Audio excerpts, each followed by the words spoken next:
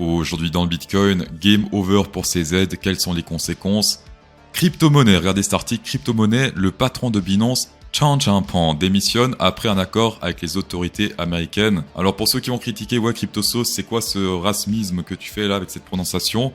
J'ai simplement copié-collé ça dans Google Trad et c'est ça qui est sorti. Pour faire simple, Binance, ils sont accusés de financer ou plutôt de faire du blanchissement d'argent pour des organisations terroristes, donc c'est pas très gentil de faire ça. Et du coup, ils vont verser 4,3 milliards de dollars à la justice américaine pour mettre fin aux poursuites la concernant. Donc ce qui est bien aux États-Unis, c'est que il n'y a pas vraiment de personnes criminelles. Il y a seulement des personnes pauvres. C'est pas encore le cas en France, mais peut-être ça sera pour bientôt, puisque la France s'inspire énormément des États-Unis. Et donc aujourd'hui, la criminalité, ça existe encore en France.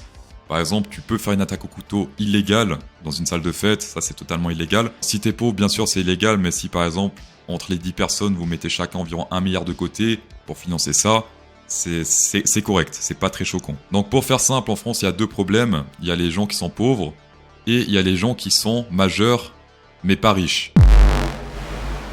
Par chance, Binance ne ferme pas les portes, c'est-à-dire que pour l'instant, les gens qui ont des fonds sur Binance, eh bien, ces personnes possèdent toujours leurs fonds sur Binance. Mais vu ce qui se passe là, c'est un peu risqué. Je crois qu'il y a déjà des milliards qui sont sortis de Binance depuis l'annonce de la démission de CZ. Donc, libre à vous. Pour moi, le proverbe, il change pas. Majorité sur Ledger ou sur un cold wallet et minorité, la minorité qu'on trade sur les exchanges. Sur les exchanges, j'ai uniquement l'argent que je trade. C'est tout. L'argent que je hold, je l'ai sur un Ledger. Et même la Ledger, plus le temps avance, plus j'ai des doutes. Donc, le mieux, ça reste quand même le papier. On va directement commencer par le VT Crypt. C'est un peu comme le VMC, sauf que là, j'ai l'impression que les alertes sont un peu plus qualitatives, on va dire. On est sur une petite divergence bearish, je pense qu'on la voit mieux peut-être en jour-lit. Ouais, là, ça fait que descendre, là, ça fait que monter. Et également, chose intéressante par rapport à la TH, on s'approche de la zone danger 0,58, 0,6 ici sur Fibonacci. C'est là où les whales souvent prennent des profits et beaucoup de profits, ou même commencent à shorter. Si vous êtes en profit, c'est la zone idéale pour prendre des TP et sécuriser vos positions parce que 0,66, 0,58, les whales en général ne restent pas indifférents sur cette zone. Également sur le VT Crypt, ce qui est intéressant, c'est la zone de surachat. Quand ça devient un peu vert comme ça, souvent c'est une zone de FOMO. Alors c'est pas forcément parce que c'est du FOMO qu'il faut vendre. Des fois le FOMO peut durer très longtemps, mais clairement si vous achetez ici, vous êtes pas mal en retard par rapport aux autres. Notamment ici par exemple, ceux qui ont commencé à acheter là. Oui, il y avait beaucoup de profit à se faire. Donc rentrer dans cette zone c'est tard, mais ça veut pas dire forcément que c'est trop tard. Personnellement avec ma stratégie d'entrée à 20K, je suis déjà en phase de prise de profit, partiel, jamais tout en entier. Et je sais qu'il y a des gens qui attendent le breakout de la TH pour acheter, pour annoncer, officialiser le bull run. Je comprends toujours pas, honnêtement. On achète quand il y a du son. J'ai attendu très longtemps, j'étais même en perte après parce que c'est descendu à 16K. Mais j'ai hold parce que pour moi c'était clairement un prix ultra intéressant cette zone.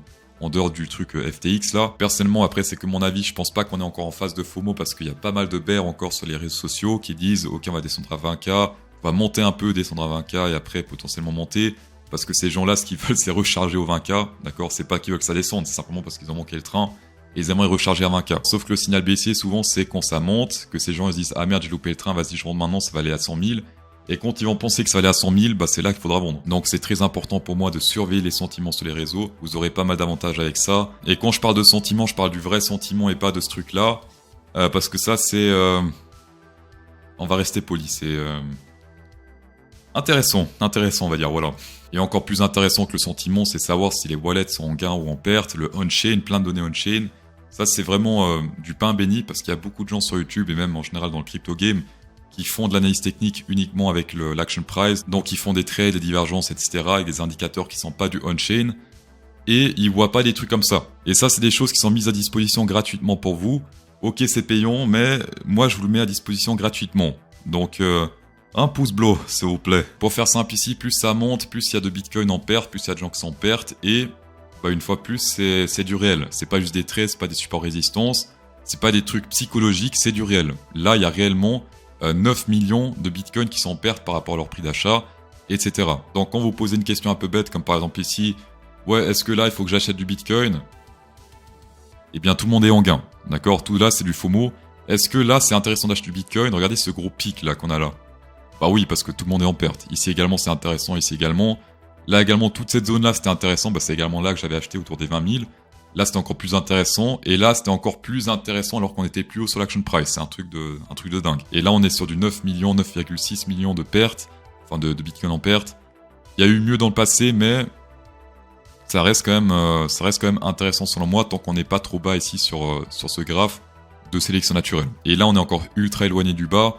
Pour moi, je rappelle, c'est pas vraiment un prix d'entrée, mais pour les profits, je sais qu'il y a beaucoup de chances que je pourrais prendre des profits beaucoup plus hauts que par rapport au prix actuel. En fort Hour Candle, hier on n'a pas eu de vidéo, mais sur Twitter j'ai partagé un petit truc intéressant. Analyse technique standard mélangeant Action Price, support résistance, on-chain, RSI, et c'est parfait, regardez ça. Je m'attendais à un retest du support du bas, pourquoi? Parce que le on-chain était sur une grosse résistance. Le RSI, on attendait le breakout à la baisse pour confirmer ce trade, et le support efficace historique, c'est le bottom du range. Simple et efficace, en tout cas pour ceux qui font du on-chain. Pour ceux qui font pas du on-chain, ils s'attendaient sans doute à un retest du top du range, alors que moi j'étais en mode non, regardez ici. Grosse résistance avec pas mal de retests, et on était sur le point de retester également hier, avant de se faire rejeter à la baisse. Vive l'on-chain. Pour ceux qui souhaitent trader la CryptoSauce, en description vous pouvez partir avec des gros avantages, entre $20 et $8000 après premier dépôt sur BitGet et 10% de rabais sur les frais avec ce lien là. Entre 5 et $5000 sur BingX, 10% de rabais sur les frais, et il y a les marchés traditionnels que vous pouvez également trader sur BingX. Comme on peut le constater également, j'ai viré Binance, ça fait déjà pas mal de mois que j'ai viré Binance de la description, parce que simplement je l'ai senti venir. Je suis comme Larry Silverstein, 2 tours d'avance. Elle est un peu complexe celle-là, mais bref, je me répète, mais c'est très important, l'argent que vous tradez, mettez-le sur un exchange, l'argent que vous tradez pas, que vous holdez, papier, ou ledger, ou peu importe, mais papier c'est le plus safe. Avant de passer au vendre Ethereum, toutes mes félicitations, moi qui ont gagné pour la 2e fois depuis 3 semaines, vous n'avez pas perdu patience, et la patience paye. Bravo.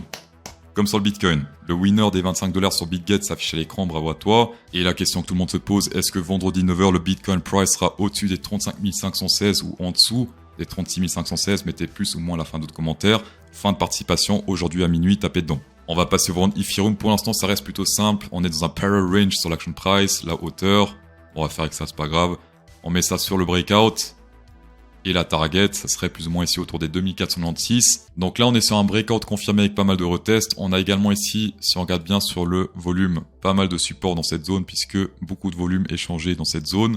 Ce qui corrèle avec les rebonds qu'on a eu ici sur le support parallèle et également sur le support du volume. Si on reprend la hauteur de ce truc, ça correspond au début de la prochaine zone de volume assez importante, plus ou moins dans cette zone, donc c'est plutôt cohérent selon moi. Niveau on-chain, faites attention à une seule chose, est-ce que c'est un trade que je prendrai ici?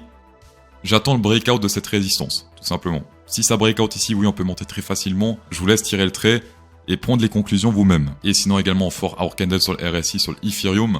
Regardez ça, regardez ce support sur le RSI en diagonale, 1 fois, 2 fois, 3 fois, 4 fois, 5 fois, 6 fois et 7 fois pour l'instant. Ici, sans exception, à part celui-ci, que des entrées parfaites sur du court terme. Juste le RSI. Juste le RSI. Et sinon également, on est en train de former un bull flag avec pas mal de retests au nord. Plus il y a de retests, plus il y a de chances qu'on breakout cette résistance. Pareil pour le sud. Pour l'instant, on n'a fait que 2 retests sur le sud et 1, 2, 3, 4, même 5 au nord. Et la target, si on breakout ça à la hausse, hop, on met ça sur le breakout, si par exemple ici, ça serait plus ou moins $2206. Sur Space Algo, toujours en fort Hour Candle, on est sur un shark légèrement plus haut si on prend la hauteur. Est-ce que c'est dans la target? Totalement dans cette zone-là, c'est là où potentiellement il pourra se retourner avec un shark. Très important, conseil de, pas d'amis parce qu'on se connaît pas, mais de youtubeurs à qui il faut faire confiance, parce qu'on est youtubeur, c'est de ne pas acheter Space Algo aujourd'hui, parce qu'ils vont faire le Black Friday dès demain. Et donc, vous allez passer à côté de pas mal de rabais si vous achetez aujourd'hui. Et ce serait fort dommage. Pas pour Space Algo, mais pour vous. Dans tous les cas, Master, checker cette vidéo, c'est toujours un plaisir. Insérez un pouce bleu dans cette vidéo pour incrémenter encore plus le plaisir. Et bonne soirée.